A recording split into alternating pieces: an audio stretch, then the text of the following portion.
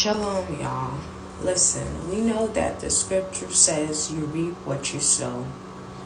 And if you commit adultery, you lack understanding. And he also says, not to lust. Whoever lusts committeth adultery in their heart.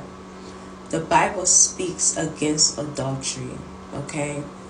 Now, what Satan do is he'll wait for the perfect moment when you and your wife is arguing, and then he'll send that pretty woman, that attractive woman at your work, wherever she might be, whether where you're teaching, wherever you might be, your ex, whoever.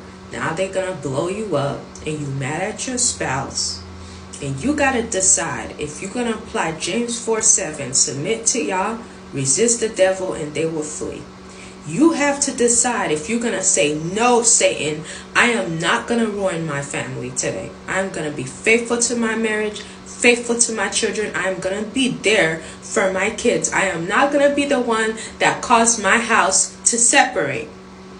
Because when you look later on in the scripture, in Proverbs 6:32 and down, it says, for jealousy is the rage of a man, therefore he will not spare in the days of vengeance. There are some people that cannot handle getting cheated on mentally. They are not capable of handling that. And I know personally a lot of people is ending up in the hospital, buried underground, and in the prison cell. Please, before you act, think, is it really worth it, losing my family, losing my husband, losing my wife, losing my children for a one night stand with a whoremonger? Y'all need to wake up. Start fearing Yahweh Bashem, Yahweh Shai. Stop the stupidity. Instead of you fearing the Most High, worried about keeping his commandment, you want to go be a harlot. You want to go be a whoremonger. You want to go from woman to woman to woman, twisting the scripture to fulfill your flesh and sin. And he's saying, no whoremonger or adulterer will enter the kingdom of Yahweh Shai. Work out your marriage. Fight for your family. Fight for your community.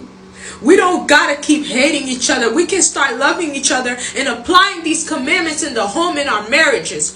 What can you do? Take some accountability. Examine yourself. What can you do personally to fix your home, to fix your marriage? What can you do to help your wife become better? What can you do as a man, and what can you do as a woman to better the situation? What can you do to put the fire out? What can you do? Can you do anything? Can you pray? Can you fast? Can you be patient? Can you apply 1 Corinthians 13:4? Can you apply Ephesians 5? Can you apply Galatians 5:22, the fruit of the Spirit? Can you love each other? Matthew 22:37-40. Because you say you love Yahweh, but how is it that you love Yahweh? Because 1 John 4:20 says, if you love Yahweh whom you have not seen, how can you say you love your brother, your sister? We have to start forgiving each other. Let this bitterness go. Let these little childish things go, and step up and fight for our salvation. And we got to apply God's commandment. We cannot do nothing unless we are in the fear of Yahweh Bashem, Yahweh Shai. Ephesians 5:21. Fear Yahweh. Submit to the King. He is coming. We must prepare for him. Work out your salvation with fear and trembling. Philippians 2:12. Work it out.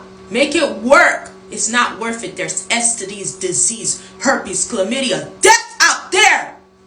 You want to die?